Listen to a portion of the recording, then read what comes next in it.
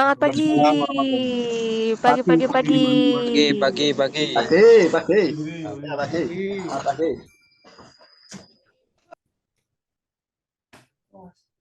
Terima kasih banyak rekan-rekan semuanya yang sudah hadir di kesempatan pagi hari ini.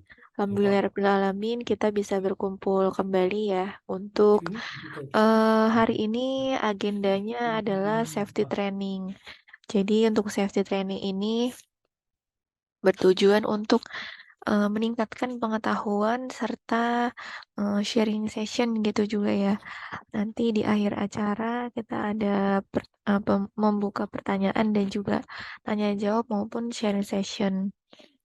Nah, mungkin mereminder sekalian juga untuk hal-hal mengenai K3 ya atau refreshment lagi terkait dasar-dasar K3 listrik serta SOP mengenai K3 lainnya. Nah, untuk pagi hari ini, jadi ada safety uh, training, ada beberapa bagian acara. Yang pertama ada pembukaan nanti dari Direktur Human Capital dari PLN Icon Plus. Lalu juga ada pembukaan dari tim regional, nanti masih kita hubungi. Lalu untuk pengisian pretest dilanjutkan dengan materi dan pengisian post-test di akhir acara serta tanya jawab dan foto bersama. Nah, untuk training hari ini akan dikeluarkan atau diberikan sertifikat dari K3KL ditandatangani langsung oleh Direktur Human Capital. Nah, sertifikat training K3 ini bisa digunakan untuk area pekerjaan PLN Icon Plus. Seperti itu. Namun untuk syaratnya harus mengisikan pretest dan juga post-test dan harus memenuhi eh, nilai yang sudah kami tentukan. Nanti apabila tidak sesuai atau tidak memenuhi kriteria penilaian akan di-email kembali dalam bentuk remedial dan bisa dilakukan remedial 1 kali seperti itu. Nah, untuk pengisian pretest akan saya buka 10 menit sampai 10.30 ya rekan-rekan semuanya. Link pre link pretestnya akan saya berikan di kolom chat. Mungkin nanti bisa diisikan ya rekan-rekan semuanya.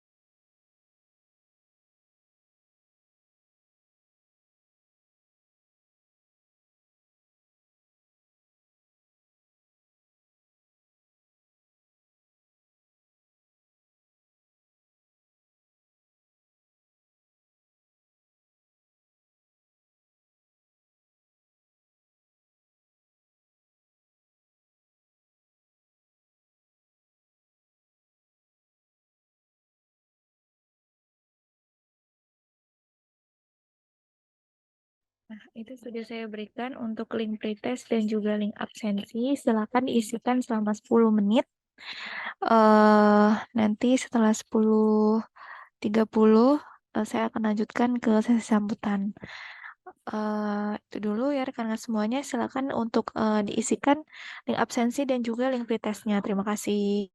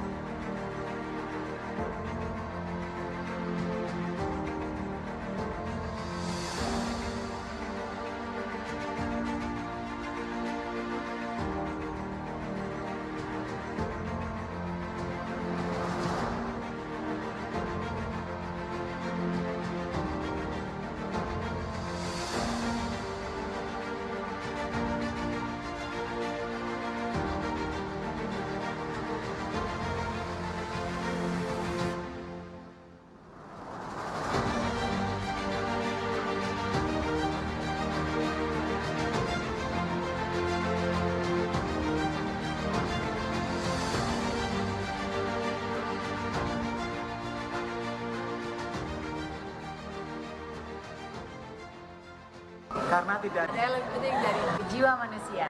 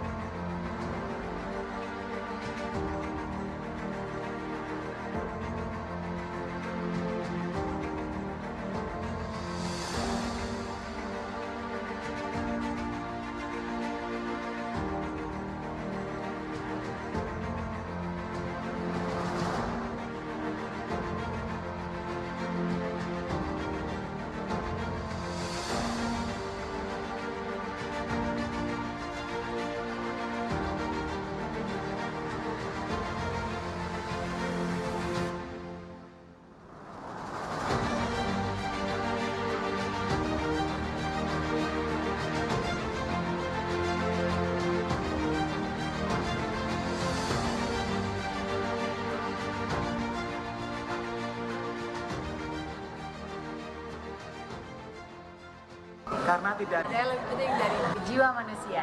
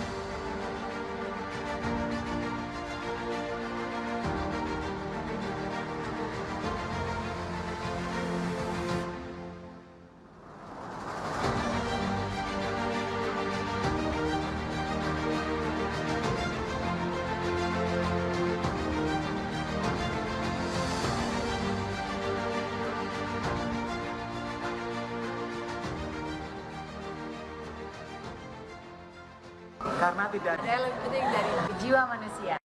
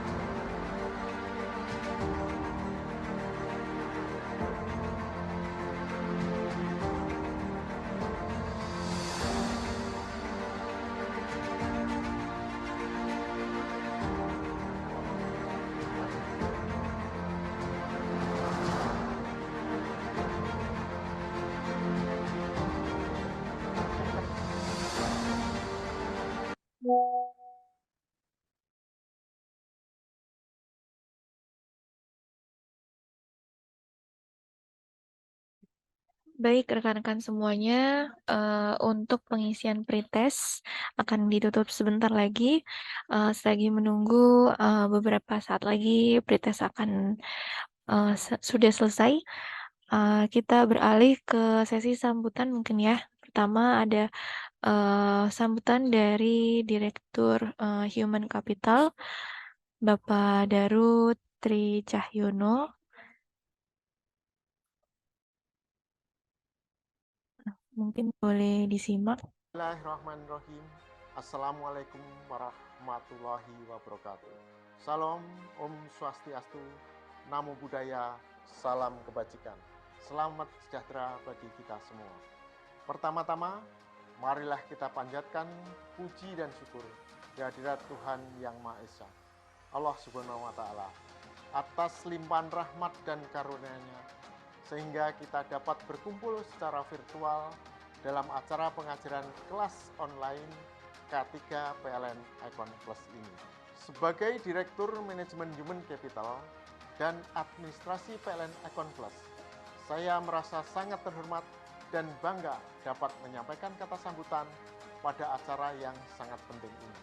Kegiatan ini merupakan bentuk komitmen perusahaan dan juga manajemen dalam meningkatkan pemahaman dan kesadaran tentang keselamatan dan kesehatan kerja atau K3 di lingkungan PLN Icon Plus, serta memastikan pelaksanaan prosedur K3 dijalankan oleh seluruh Iconers dengan sebaik-baiknya. Pelatihan online ini akan membahas materi penting meliputi pertama, perundang-undangan yang berkaitan dengan keselamatan kerja. Yang kedua, bekerja di area berbahaya kelistrikan PLN. Yang ketiga, unsafe condition. Yang keempat, unsafe action. Yang kelima, NIRMIS. Yang keenam, pencegahan atau mitigasi terhadap kecelakaan kerja. Saya percaya bahwa dengan meningkatkan pemahaman dan kesadaran terhadap K3, kita dapat menciptakan lingkungan kerja yang lebih aman, lebih sehat bagi karyawan. Selain itu, hal ini akan membantu perusahaan dalam mencapai tujuan berkelanjutan serta meningkatkan produktivitas yang lebih baik. Oleh karena itu, saya mengajak seluruh peserta untuk mengikuti acara ini dengan sungguh-sungguh dan aktif dalam berdiskusi. Jangan ragu untuk mengajukan pertanyaan dan berbagi pengalaman yang berkaitan dengan K3, yang pada akhirnya dapat membantu kita dalam memahami dan mengaplikasikan prinsip-prinsip K3 di lingkungan kerja kita, serta menjadikan budaya di PLN Icon Plus. Akhir kata, saya mengucapkan terima kasih kepada panitia yang telah bekerja keras dalam menyelenggarakan acara ini. Semoga kegiatan ini dapat berjalan lancar dan memberikan manfaat yang signifikan bagi kita semua. Sekali lagi, selamat mengikuti kegiatan pengajaran kelas online K3. Semoga kita semua dapat meningkatkan pemahaman dan kesadaran terhadap keselamatan dan kesehatan kerja. Karena tidak ada yang lebih penting dari jiwa manusia. Safety yes, healthy yes, accident no. Terima kasih. Assalamualaikum warahmatullahi wabarakatuh. Baik, itu dia sudah kita dengarkan arahan dan sambutan dari Bapak Darutri Cahyono ya, selaku Direktur Human Capital dan Administrasi dari PLN Icon Plus. Selanjutnya mungkin kita dengarkan arahan dan juga sambutan dari perwakilan regional Jawa bagian tengah untuk bidang pemeliharaan kepada Mas Rizky Erwanda, dipersilakan.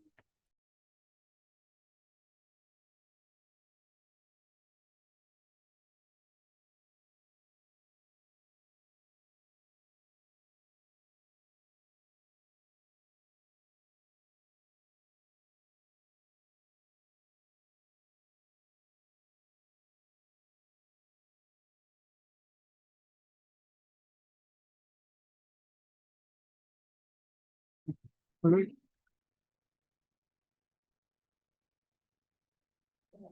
halo, Ya. halo. Ya, Mas Rizky. Nih, sebenarnya nih. Ya, Maaf, ini benar Mas. ini paralel 3 Zoom ini. Siap Mas. Ya, mungkin untuk trainingnya, saya harapkan teman-teman di lapangan bisa mengikuti dengan baik. Harapannya sih semua bisa lulus ya untuk post-testnya nanti dan mendapatkan sertifikat trainingnya. Cuma memang harapannya tidak hanya secara teori, nanti harapannya K3 ini bisa diaplikasikan oleh teman-teman semua, seluruh mitra di lapangan, baik pengawas K3, pelaksana pekerjaan maupun pengawas pekerjaan, sehingga bisa memitigasi seluruh potensi bahaya atau potensi kecelakaan kerja, sehingga pekerjaan kita bisa terhindar dari yang namanya malapetaka. Ya, mungkin itu aja Mbak dari saya. Mungkin bisa dilanjut. Terima kasih. Oke, baik. Terima kasih juga Mas Rizky Erwanda atas arahan dan sambutannya. Baik, rekan-rekan semuanya, kita akan masuk ke sesi eh, materi ya. Materi training K3KL.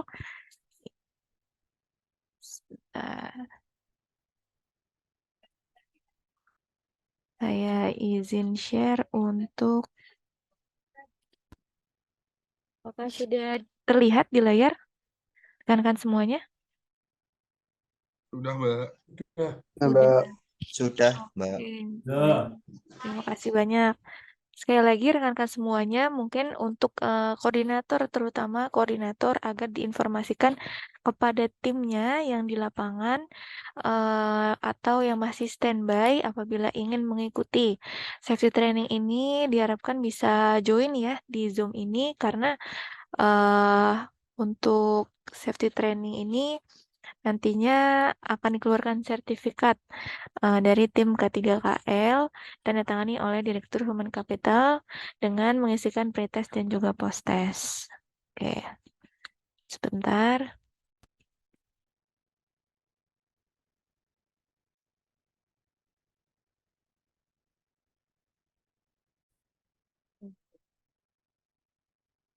Oke, safety training ini ditujukan sesuai yang tadi saya katakan untuk merefreshment dan juga meningkatkan kembali untuk terkait K3KL di lapangan maupun di lingkungan kerja. Nah, untuk safety goal dari K3KL ini masih sama. Jadi tujuan atau goal dari safety sendiri adalah zero accident atau zero kecelakaan kerja. Nah, ini ada foto-foto dan juga video terkait kecelakaan kerja yang terjadi di lingkungan PLN Icon Plus. Tentunya karena kita bekerja di area ketenaga listrikan, maka bahaya terbesar adalah tersengat arus listrik ya.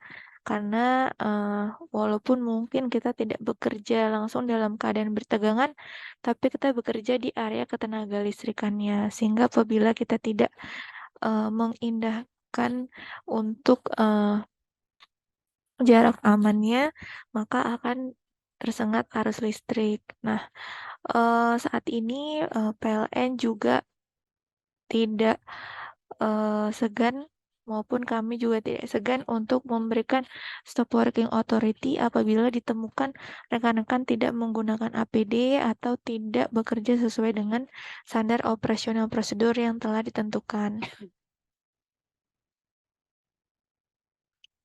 Nah, ini juga lesson learn yang bisa kita lihat ya rekan-rekan semuanya bahwa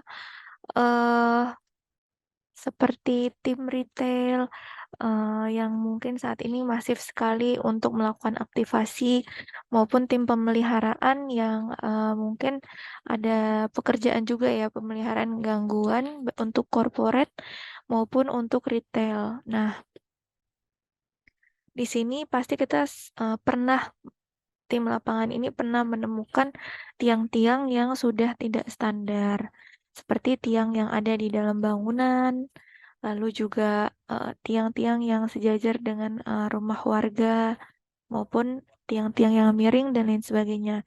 Nah, hal itu menjadi lesson learn kita bersama agar teman-teman bisa mengidentifikasi dan juga apa ya, melihat kembali gitu ya, mereview kembali jika jika ada tiang yang sudah tidak standar seperti ini, apa hal yang harus kita lakukan? Mungkin kita memang dikejar target ya, terutama teman-teman gangguan dari segi waktu, namun kita harus tetap melihat kembali bahayanya seperti apa. Nah, ini coba kita lihat lesson learn ya dari satu buah kecelakaan. Jadi untuk pekerjaannya ada sebuah pemasangan instalasi kabel fiber optik. Nah, di mana korbannya adalah tenaga ahli daya dan kondisi korbannya dalam keadaan meninggal. Nah, lokasinya ini dia bekerja di area tegangan menengah. Jadi untuk tiang tegangan menengah ini 20 kV ya rekan-rekan semuanya atau 20.000 volt. Nah, penyebab langsungnya adalah karena tersengat arus listrik. Nah, kronologi singkat saat kecelakaannya, saat itu sedang melakukan instalasi fiber optik, namun saat pemasangan tiang, ini penanaman tiang baru, nah ini didirikan dan terkena SUTM yang ada di sana. Nah, sehingga pekerja tersengat arus listrik dan satu orang dinyatakan meninggal. Nah, dari sini diinvestigasi dilihat bahwa adanya unsafe action, bahwa pekerja ini tidak melihat jarak aman, tidak memperhitungkan jarak aman dengan kabel 3 fase milik PLN. Nah, unsafe condition-nya setelah diinvestigasi, tidak adanya working permit atau izin kerja, tidak ditemukan juga adanya HIRAK maupun JSA. Nah, setelah diinvestigasi, lalu rekomendasi yang harus dilakukan adalah dengan pengimplementasian penerapan working permit sebelum pekerjaan itu dimulai dan juga melakukan identifikasi bahaya sesuai dengan kondisi lapangan yang ada. Nah, ini sangat penting ya rekan-rekan semuanya untuk mengidentifikasi bahaya atau survei gitu ya, survei bahaya di sekitar lingkungan kerja rekan-rekan semuanya. Nah, ini hal-hal yang akan dibahas untuk beberapa waktu ke depan. Nah, tentunya untuk K3 ini tidak hanya dijalankan oleh PLN Icon Plus ya, namun memang ini sudah komitmen dari pemerintah dan semua sektor perusahaan maupun lingkungan kerja lainnya ya, dari segi rumah sakit dan lain sebagainya, bahwa keselamatan kerja ini sudah diatur dari undang-undang sampai peraturan menteri serta peraturan direksi seperti itu. Nah, kita masuk ke dalam sistem manajemen K3. Nah, K3 ini juga diatur dalam sebuah sistem di mana sistem ini mengatur keseluruhan jalannya K3 di lingkungan kerja tersebut agar lebih efisien dan juga produktif. Kenapa sistem ini harus dibangun untuk K3? Karena memang K3 ini harus mendapat perhatian dari semua pihak. Lalu kecelakaan kerja setiap tahun ini masih meningkat dan juga banyak hal-hal lainnya ya terkait masalah K3 yang belum jadi prioritas. Nah, tujuan utama dari K3 itu sendiri kan zero accident. Namun bagaimana kita mewujudkan zero accident itu?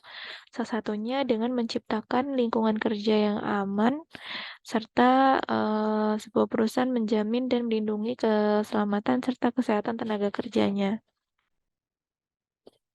Nah, K3 sendiri itu ada 4 atau 5 hal ya yang ada kaitannya erat sekali dengan pekerjaan di lapangan. Yang pertama, setiap pekerjaan pastinya kita akan menemukan bahaya. Nah, bahaya ini menjadi sumber ataupun potensi yang menyebabkan cedera atau sakit. Jadi ini bahaya ini berasal dari aktivitas pekerjaan itu sendiri. Nah, banyak sekali di sini ada 6. Ada bahaya fisika seperti kebisingan, bahaya biologi itu seperti virus dan juga infeksi. Ada bahaya kimia, ini berasal dari bahaya kimia dan beracun. Bahaya mekanik ini dari alat-alat atau tools kerja yang kita gunakan. Lalu ada bahaya ergonomi, ini berasal dari bahaya yang karena kita tidak sesuai dengan sikap kerja yang benar atau alat pekerjaan yang tidak sesuai dengan standar. Dan juga yang terakhir ada bahaya psikososial nih biasanya seperti konflik antara tim atau mungkin dari masyarakat umum seperti ormas dan lain sebagainya. Nah, dari bahaya ini maka akan muncul sebuah resiko di mana resiko ini menjadi salah satu kemungkinan akan menyebabkannya kerugian seperti terjatuh, tertusuk material yang tajam, tersandung, dan tersengat arus listrik. Waalaikumsalam. Nah, untuk dari bahaya dan resiko itu akan muncul identifikasi ya, adanya unsafe action dan unsafe condition. Nah, unsafe condition ini kondisi di mana lingkungan kerja itu tidak aman. Nah, kondisi yang tidak aman ini seperti kabel yang terbuka, tiang yang miring, hujan, tangga yang tidak layak, cuaca yang buruk, terus juga tanah atau area pekerjaan misalnya bergelombang dan lain sebagainya. Lalu ada unsafe action. Kalau tadi disebabkan oleh kondisi di lingkungan kerja, kalau unsafe action ini berasal dari pekerja itu sendiri yang menyebabkan dirinya tidak aman, seperti tidak menggunakan APD, merokok saat bekerja, terus tidak melakukan pengecekan sesuai, tidak melakukan pengecekan tegangan. Nah, adanya unsafe action dan unsafe condition itu bisa menyebabkan 2 hal. Ada near miss dan juga accident. Kalau near miss ini kejadian hampir celaka yang belum menyebabkan kerugian. Tuh, jadi misalnya hampir terjatuh dari ketinggian. Nah, kalau misalnya sudah terjatuh dari ketinggian, walaupun tidak menyebabkan kerugian, itu tetap disebut sebagai accident karena sudah terjadi ya, terjatuh dari ketinggian tersebut. Nah, ini mungkin sekilas dasar kelistrikan yang akan dibahas mengenai bagaimana atau apa saja aset-aset milik PLN yang kita kerjakan atau menjadi area ketenagalistrikan yang PLN Icon Plus melakukan pekerjaan. Yang pertama ada SUTET, saluran udara tegangan ekstra tinggi. Nah, SUTET ini kisaran 200 kV sampai 500 kV. Lalu ada saluran udara tegangan tinggi. Nah, untuk tegangan tinggi ini sebesar 150 kV. Nah, yang paling sering sekali dilakukan progres itu ada di SUTM dan SUTR. Nah, SUTM ini biasanya ciri-ciri yang paling mendasar adalah dia 3 fasa ya, atau 3 jalur. Ini sebesar 6 kV sampai 30 kV. Dan juga ada SUTR. Ini biasanya yang nantinya akan ke sambungan-sambungan atau saluran rumah warga. Nah, ini terkait jarak aman yang harus teman-teman pahami ya sebelum melakukan penarikan, perapihan, atau tracing core dan lain sebagainya. Nah, ini di sini ada kabel 3 fasa. Nah, apabila ada kabel 3 fasa disertakan dengan saluran tegangan rendah, maka jarak aman yang harus di teman-teman pasang adalah sejauh 2,5 meter. Atau sedikitnya tidak melebihi dari saluran tegangan rendah. Jadi dari saluran dari tegangan rendah ini sebesar 100 cm dan dari SUTM adalah 2,5 meter. Nah, untuk kabel-kabel yang atau tiang yang ada trafonya itu jarak dari dudukan atau besi penyangga dari trafo tersebut itu sebesar 30 cm atau seharus berada di bawah trafo. Nah, ini mungkin saya putarkan untuk video pekerjaan outdoor di ketinggian. Ini ada di saluran udara tegangan rendah ya rekan-rekan semuanya. Tapi kita lihat bagaimana alur pekerjaan dari sisi K3 yang bisa dipelajari.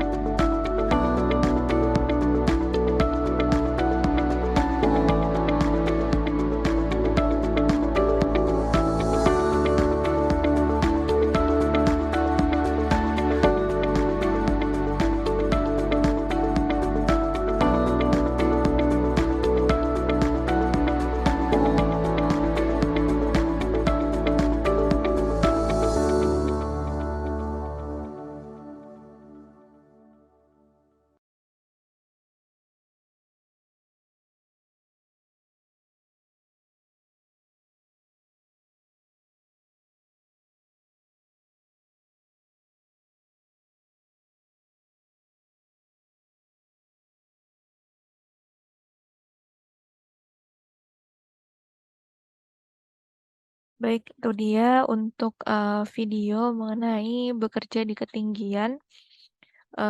Mungkin itu untuk di tegangan rendah ya rekan-rekan semuanya. Jadi, tapi untuk alurnya sendiri, bagaimana kita sebelum bekerja, saat bekerja, dan selesai bekerja, itu sama. Jadi, pertama kali kita datang ke lokasi pekerjaan, itu kita melakukan survei pekerjaan, survei lokasi, dan juga bahaya. Lalu, untuk seperti penggunaan tangganya, terus juga saat melakukan instalasi di ketinggian, penggunaan APD-nya, itu kurang lebih sama. Dan perlu diperhatikan juga untuk selesai pekerjaan, itu jangan lupa dicek kembali untuk hasil pekerjaannya. Nah, untuk K3 sendiri, ini ada sistem di K3 sendiri ada 3 fase ya, ada fase perencanaan, pelaksanaan, dan pengawasan.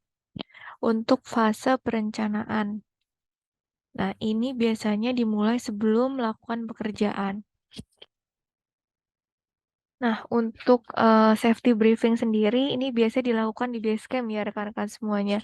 Jadi sebelum berangkat ke lokasinya masing-masing, kita melakukan safety briefing terlebih dahulu, melakukan perencanaan apa saja yang mau dilakukan 1 hari ke depan, progresnya apa saja, menyiapkan APD dan juga tools, pastikan seluruh izin kerja sudah diselesaikan atau sudah mendapatkan izin kerja ataupun surat tugas.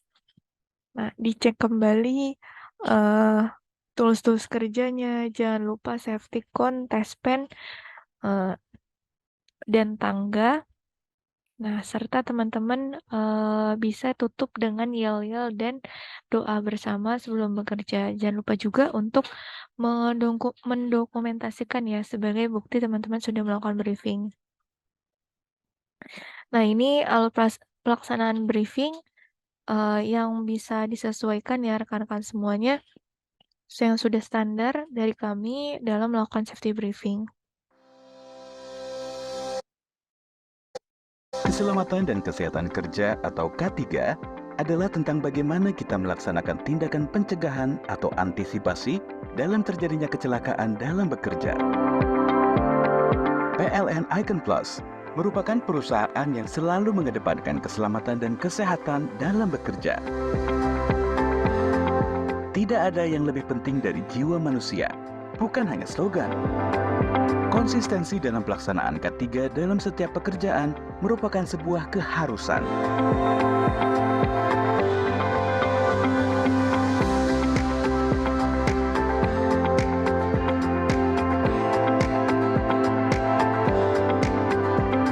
Safety, Yes. healthy, Yes. accident, No. APD siap, Siap. Semangat pagi. Pagi. Helm terpakai, rompi terpakai, full body harness terpakai, sarung tangan terpakai, sepatu safety terpakai, test pen siap bekerja. Pengecekan alat pelindung diri dengan standar minimum yang telah ditentukan merupakan langkah pencegahan yang paling mendasar.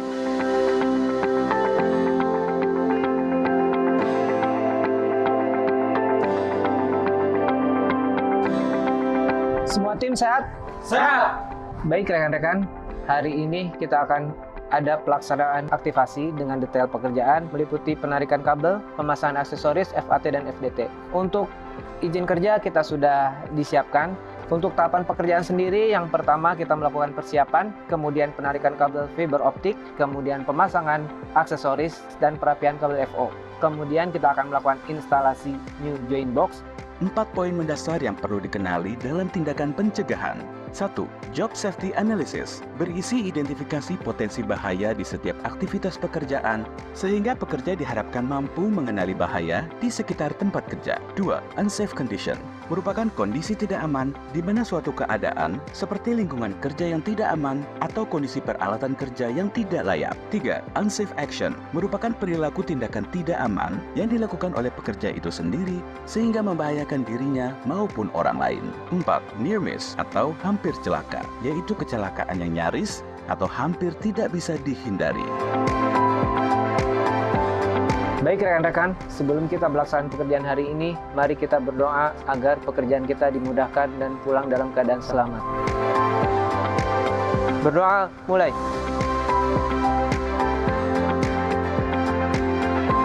Safety, Yes. healthy, Yes. accident. No.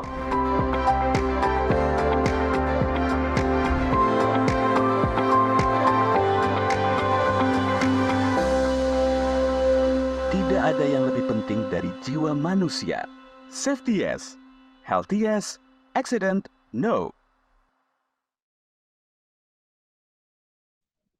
Oke, itu alur safety briefing yang mungkin pelan-pelan ya coba kita bangun karena apabila dilihat kembali rekan-rekan semuanya, safety briefing ini sangat berpengaruh terhadap progres kita satu hari ke depan. Mungkin contohnya seperti ini ya. Saat kita melakukan safety patrol, banyak sekali mungkin ditemukan ya beberapa tim tidak menggunakan APD yang lengkap. Sebenarnya apabila ditanya alasannya, kebanyakan adalah tertinggal. Nah, tertinggal ini sepertinya tidak akan terjadi apabila kita sudah mempersiapkan APD dan tools yang sudah lengkap ketika di base camp dan ketika di lapangan itu sudah tidak ada lagi yang tertinggal. Jadi kenapa saya bilang sangat penting dan berpengaruh sekali terhadap progres satu hari ke depan, karena tidak mungkin ya, sangat sedikit tim yang mau balik kembali ke base camp-nya untuk mengambil APD maupun tools K3 misalnya TESPEN apabila sudah ada di lapangan. Jadi untuk mencegah hal-hal seperti itu harus dilakukan briefing yang sesuai seperti itu. Oh, mau nyala.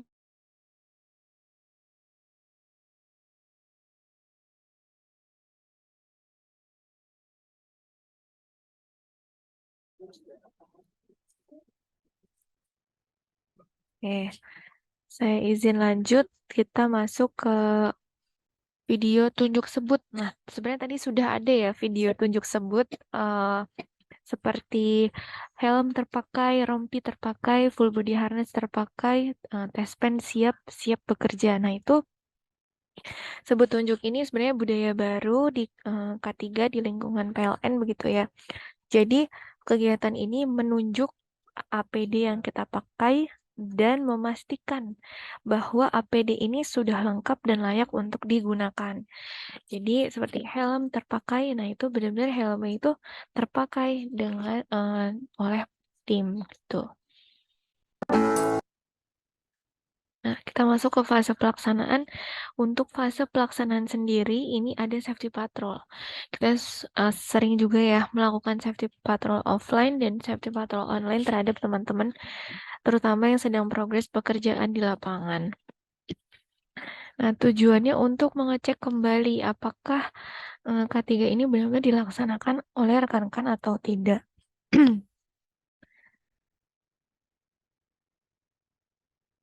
Nah, untuk pengendalian terhadap sebuah bahaya ini ada hierarchy of control. Jadi kita melihat dari yang paling efektif dan yang paling tidak efektif. Nah, kalau kita lihat yang paling efektif adalah mengeliminasinya. Tapi misalnya kita ambil satu buah contoh ya, bahwa ada sebuah bahaya, misalnya kelistrikan. Oke, di kelistrikan itu apakah kita bisa menghilangkan bahaya kelistrikan itu dengan menghilangkan listriknya?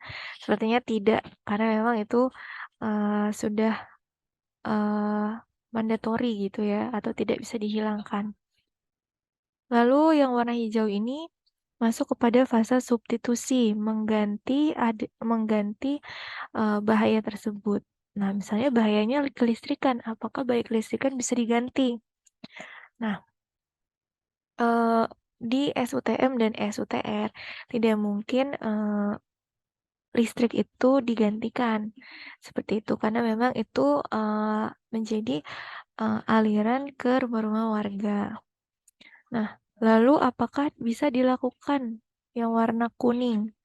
Itu sebagai engineering controls. Itu mengisolasi uh, mengisolasi manusia itu sendiri dari hazard yang ada. Jadi sebenarnya bukan mengisolasi uh, people-nya sih, lebih ke mengisolasi uh, kelistrikannya tersebut gitu. Jangan sampai langsung terkena oleh manusia-manusia maupun hal-hal lain di sekitarnya. Seperti penggunaan live apa namanya untuk jaket kabel, terus juga untuk engineering maupun hal-hal yang bisa mengisolat bahaya kelistrikan tersebut. Lalu yang selanjutnya ada yang warna oranye ini administrative controls. Jadi kita melakukan atau mengeluarkan SOP maupun seperti instruksi kerja untuk mengatur jalannya administratif yang ada di lapangan. Nah, terakhir yang warna merah ini yang paling least efektif, yang paling sebenarnya sangat amat kurang efektif atau yang paling kecil ya tingkat keefektifannya adalah penggunaan APD. Nah, ini jadi penggunaan PPE atau Personal Protective Equipment ini melindungi pekerja ya, setidaknya tidak mengenai langsung dengan bahaya pekerjaan kita. Walaupun mungkin misalnya teman-teman ketika sudah menggunakan APD, apabila tidak mengindahkan jarak aman dan terkena tegangan menengah, tetap saja terkena atau tersengat arus listrik. Seperti itu. Tapi misalnya ada bahaya ketinggian. Nah, helm ini sangat amat berguna karena ketika terjatuh dari ketinggian bisa sangat melindungi kepala. Jadi kita melihat juga dari sisi bahaya yang ada. Oke, izin kita lanjut ke yang berikutnya. Nah, untuk alat pelindung diri, nah ini sudah diberikan ya standar alat pelindung diri yang harus digunakan oleh rekan-rekan semuanya. Lalu selanjutnya kita coba lihat video berikut. Saat dua orang berjalan, tiba-tiba ada kabel jaringan listrik putus. Satu orang tersengat listrik dan yang satu orang menghindar dengan cara meloncat-loncat dengan satu kaki menjauhi kabel listrik. Mengapa satu orang tersengat listrik dan yang satu orang lagi tidak? Berikut penjelasannya. Saat kabel jaringan listrik terputus lalu menyentuh tanah, tegangan listrik akan mengalir ke tanah. Radius permukaan tanah yang terdampak tegangan listrik sekitar 8-10 meter. Apabila Anda berdiri dengan dua kaki pada bagian yang terdampak, arus listrik akan mengalir dari titik A ke titik B. Itulah yang menyebabkan orang yang menggunakan helm kuning tersengat tegangan listrik. Tetapi, hal tersebut tidak terjadi pada orang yang menggunakan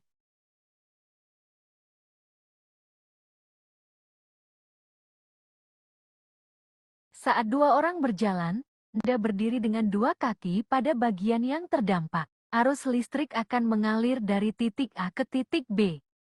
Itulah yang menyebabkan orang yang menggunakan helm kuning tersengat tegangan listrik.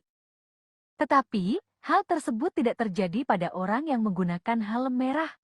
Mengapa demikian?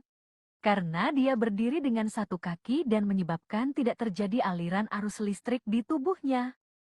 Sehingga dia dapat menghindar dengan aman. Tetaplah waspada dan selalu utamakan keselamatan. Oke, jadi itu sebuah pembelajaran juga apabila kita atau ada rekan kita yang tersengat arus listrik ya. Karena ketika ada yang tersengat arus listrik, itu berbeda case-nya dengan misalnya ada yang terjatuh dari ketinggian. Mungkin kalau terjatuh dari ketinggian, kita bisa melakukan pertolongan pertama pada korban tersebut. Tapi kalau misalnya sudah tersengat arus listrik dan arus listriknya itu tidak trip atau tidak meledak, di situ masih ada arus listrik yang mengalir di tubuh korban tersebut. Nah, kita sebagai teman tidak bisa melakukan apa-apa kecuali bisa menghubungi PLN yang terdekat. Nah, apabila kejadiannya seperti di video ini, nah itu hal yang bisa dilakukan adalah menghindari radius dari adanya yang tersengat arus listrik tersebut dan juga dengan satu kaki ya, seperti yang ada di video. Nah, untuk teman-teman ini kan biasa melakukan pemeliharaan, mungkin ada di POP, ada yang di shelter milik PLN, mungkin ada juga yang di korporat, di perusahaan-perusahaan lainnya. Nah, biasanya di sekitar perangkat kita itu sudah dilengkapi oleh sistem proteksi kebakaran. Sehingga teman-teman yang di pemeliharaan juga harus memahami apa saja yang ada di atau bagian-bagian dari APAR atau alat pemadam api ringan, karena sistem proteksi kebakarannya biasanya menggunakan APAR atau mungkin ada yang dilengkapi oleh sistem proteksi yang sudah otomatis juga. Nah, kalau di sini kita membahas mengenai APAR. Di APAR sendiri alat pemadam api ringan, di mana digunakan untuk memadamkan api ya. Tapi api di sini adalah api awal yang belum menjadi flashover. Nah, di APAR sendiri, ini cara penggunaannya yang pertama adalah dengan menarik pin pengaman, lalu mengarahkan nozzle ke arah sumber api, menekan tuas yang ada dan mensapu dari setiap sisi. Nah, biasanya ini berbeda-beda dari isi tabungnya, menyesuaikan dengan bahan apa yang terbakar. Seperti itu. Misalnya kalau perangkat itu kan lebih ke uh, electrical kontak. Tuh, jadi biasanya yang ada di shelter adalah basic powder atau CO2, bukan water atau foam atau wet chemical. Nah, apabila pekerjaan ada biasanya di dalam gedung maupun biasanya di daerah-daerah rawan kebencanaan, itu dari BNPB maupun dari perusahaan terkait memasang jalur-jalur evakuasi yang ada. Nah, misalnya seperti di kebencanaan di wilayah pegunungan ya, biasanya itu dari BNPB memasang apabila terjadi sebuah gempa bumi atau mungkin ledakan dari Gunung Merapi, nah itu harus mengevakuasi dirinya ke arah mana. Itu biasanya ada tanda panah jalur evakuasinya menuju ke arah yang paling aman. Tuh, itu juga dengan yang di perusahaan. Nah, terakhir untuk setiap pekerjaan kita harus melakukan budaya 5R atau resik, rawat, rapi, rajin, dan juga ringkas. Nah, di sini bertujuan untuk memilah barang yang masih diperlukan dan juga tidak, terus juga menata peralatan sesuai dari yang paling sering digunakan dari sisi keseragamannya dan batas waktu penggunaannya. Lalu kita lakukan pembersihan dari peralatan kerja tersebut dan juga tempat kerja kita, dan melakukan hal-hal tersebut secara rajin gitu ya. Jadi disiplin melakukan hal tersebut agar terciptanya budaya 5R ini. Ini mungkin video terakhir dari penyampaian materi training hari ini. Mungkin bisa disimak.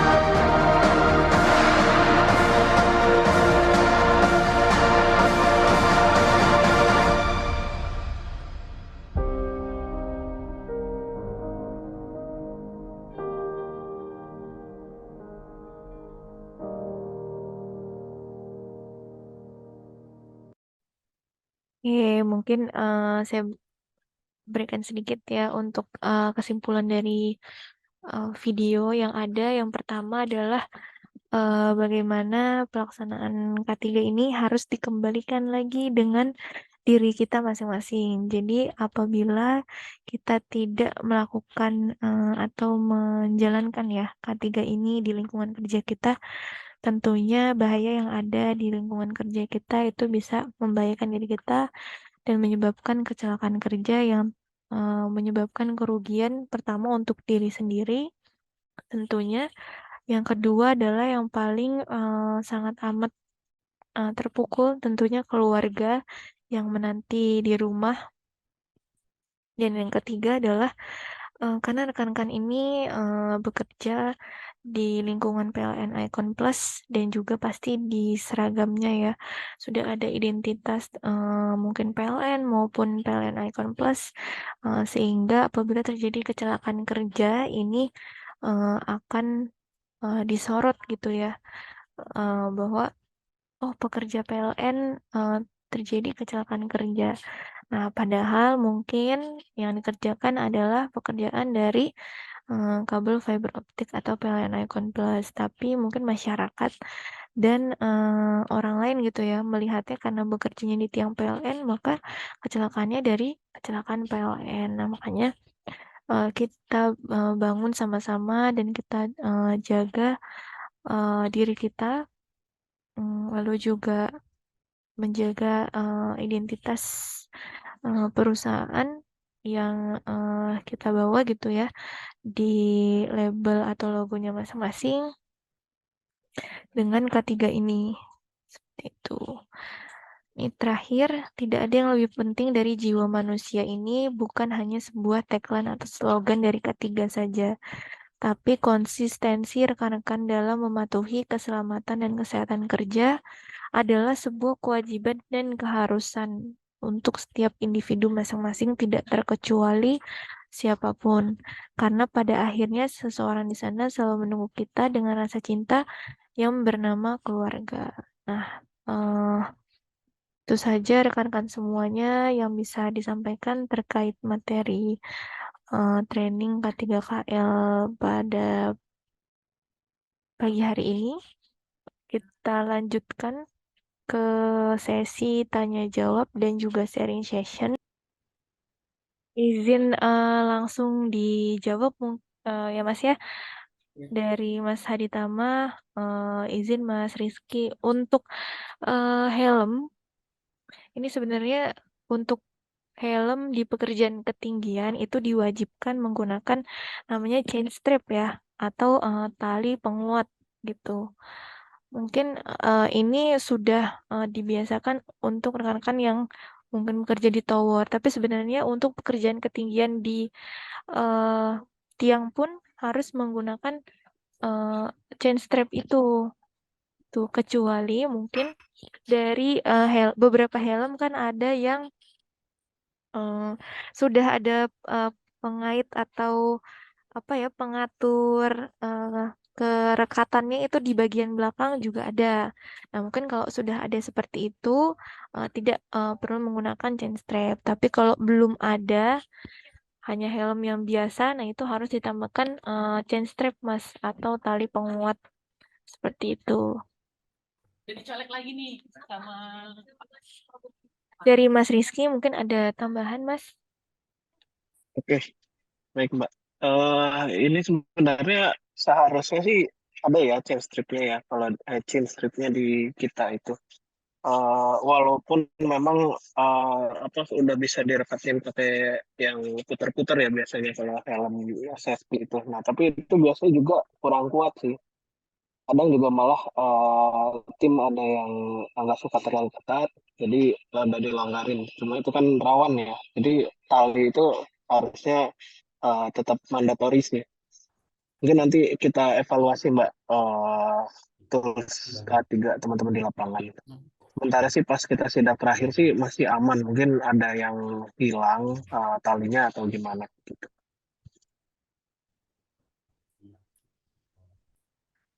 Oke, nah itu mungkin nanti bisa jadi tambahan ya atau pelengkap kembali dari sisi APD-nya karena bagian dari hal yang wajib juga nih dipakai oleh rekan-rekan terutama yang di ketinggian untuk tali perekatnya itu. Ada lagi mungkin dari teman-teman yang lain? Itu kan yang Econet yang naik tangga kan tangganya nggak fiber itu. Nah kalau kita di Sherpo kan harus fiber Mbak. Yang dua itu yang naik. Apakah tangga itu juga termasuk safety Mbak? Terima kasih Mbak. Oke, baik. Terima kasih juga Mas Soto atas pertanyaannya. Mungkin pertama saya izin menjelaskan dulu ya terkait video yang tadi diputarkan sebagai video yang standar di ketinggian. Nah, tadi itu untuk pekerjaan retail sebenarnya.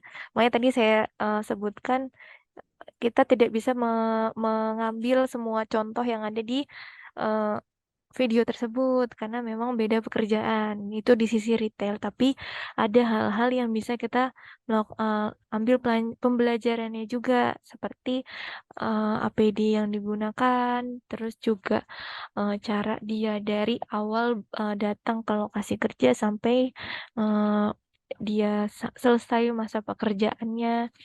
Nah, kecuali tangganya tersebut karena tangga untuk tim retail memang ini diperbolehkan menggunakan tangga teleskopik karena disesuaikan dengan kendaraan ya, kendaraan yang digunakan yakni kendaraan bermotor. Sebenarnya untuk tangga sendiri tidak ada yang dibuat untuk pelaksanaan kerja di tiang, Mas. Tuh, mau fiber, mau teleskopik gitu. Tapi yang paling aman dipakai untuk pekerjaan di tiang listrik itu adalah tangga yang ada isolatornya itu dari fiber seperti itu. Nah, untuk tangga betul. Nah, untuk teman-teman retail juga kami ada note, Mas. Jadi untuk tangga teleskopik yang dipakai teman-teman retail harus dilakukan modifikasi.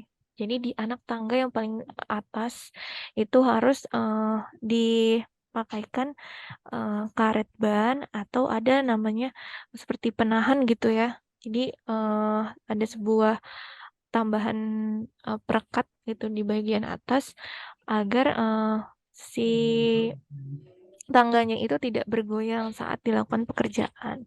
Seperti itu, Mas Toto. Oke, Mbak. Terima kasih, Mbak. Oke, siap. Makasih juga, Mas Toto. Dari Mas Rizky ada tambahan, Mas? Iya, sebenarnya tangga itu memang yang kita gunakan di tiang ya, terutama tiang listrik itu memang yang ada isolator. Sebenarnya pakai yang teleskopik biasa juga nggak masalah. Atau sebenarnya idealnya sih tangga ini ya, tangga bambu ya, yang dia tidak mengantarkan listrik. Cuma karena memang tiang kebanyakan sudah apa tiang ini ya, tiang beton. Sebenarnya sih harusnya aman. Cuma tetap kita wajibkan untuk penambahan isolator di tangganya, gitu Mbak. Untuk beberapa case juga kita karena keterbatasan kendaraan tim, kita beberapa tim ada yang pakai teleskopik juga Mbak. Itu karena lebih mobile juga, lebih cepat untuk bongkar pasangnya, itu juga lebih simpel sih. Tapi tetap untuk case-case tiang yang tinggi, biasanya di atas 7 atau 9 meter, itu kita wajibkan menggunakan tangga yang standar. Seperti itu. Ya, Mas Oda. Siap, Mas. Ya, ada lagi ini sebenarnya ada di kolom chat ya. Dari Pak Edi dari Almahira ya, Almahira Dian Kurnia. Menurut UU Cipta Kerja, pekerja yang telah bekerja di atas 4 jam boleh mendapatkan waktu istirahat minimal 30 menit. Bolehkah kita meminta waktu istirahat tersebut? Kalau di kami itu ada namanya jam-jam kritikal ya Mas, tapi ini disesuaikan ya.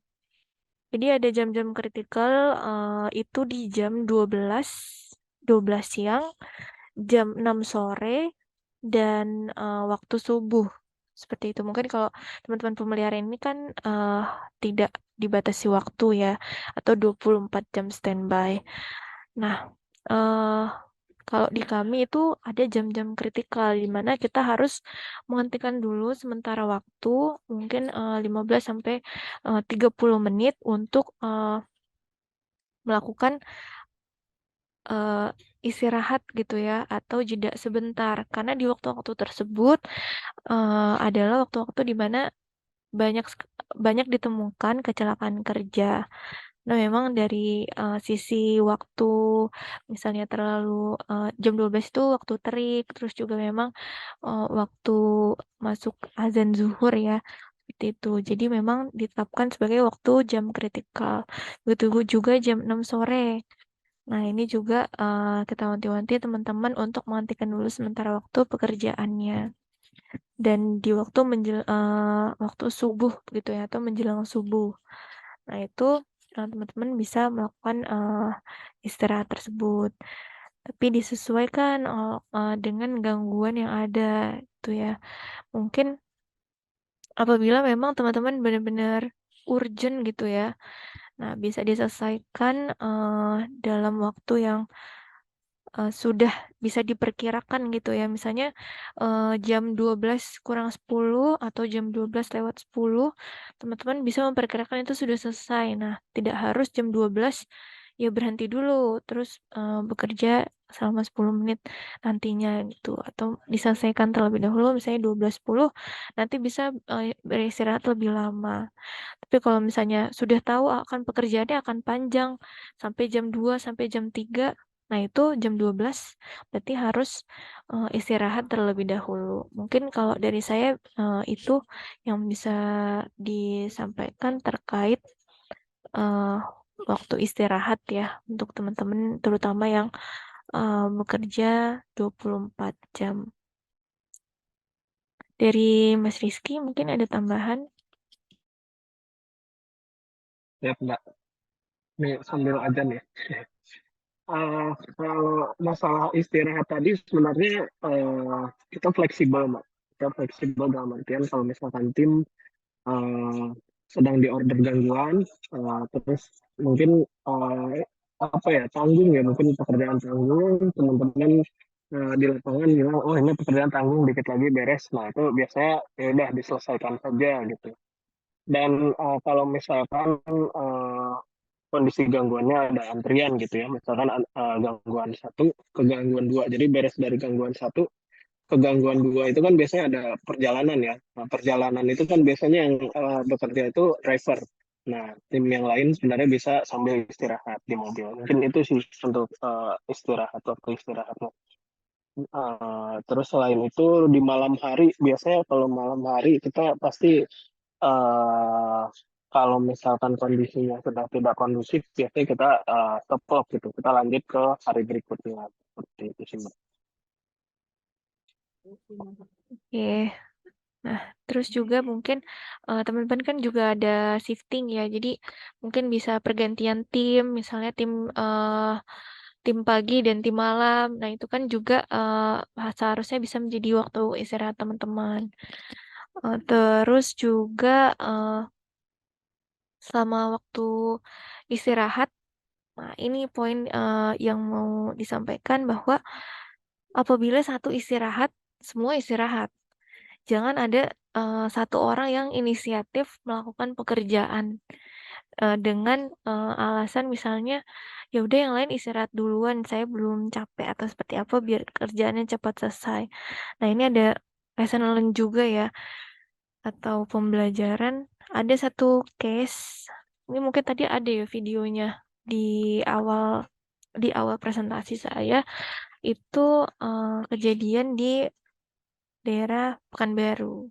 Jadi ini ada di jam 12 siang, di mana waktu istirahat yang tadi saya sebutkan ya jam kritikal. Nah ini memang pekerjaan belum belum mau selesai gitu ya, pekerjaan sampai sore hari. Nah yang lain ini istirahat.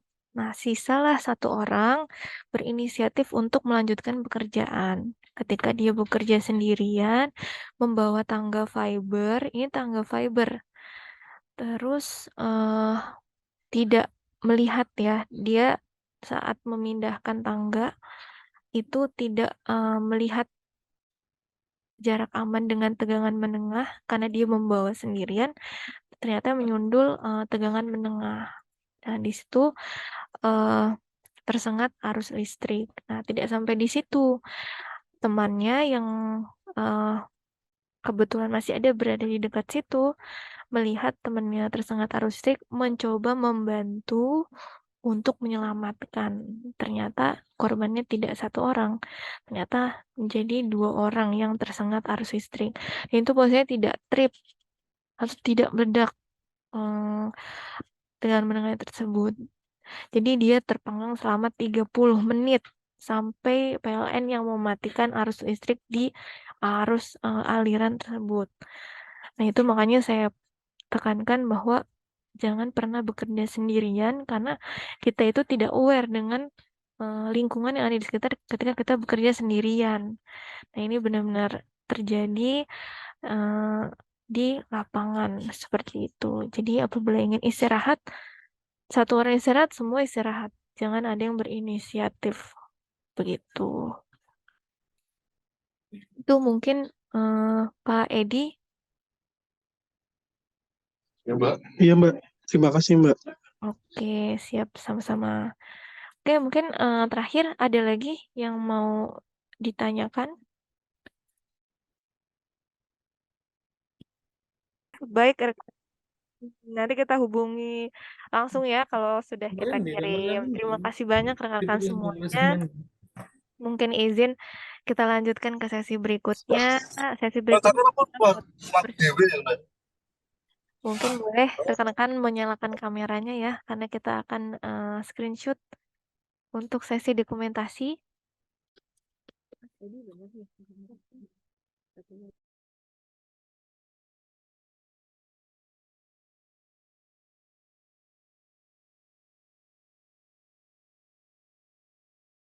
Yang WRC Jogja nomornya ditunggu ya Mas ya.